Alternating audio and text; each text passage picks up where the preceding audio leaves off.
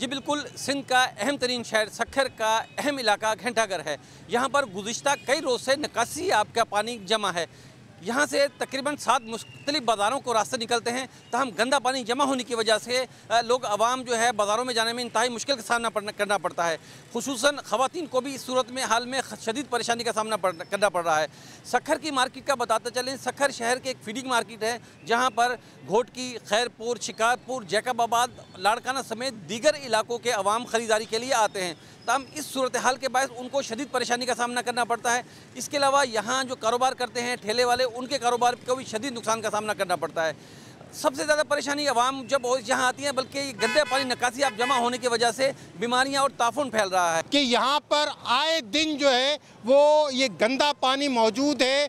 हम गुज़र नहीं सकते, चल नहीं सकते, और अगर हम म्यूनसिपल कॉरपोरेशन वालों को कहते हैं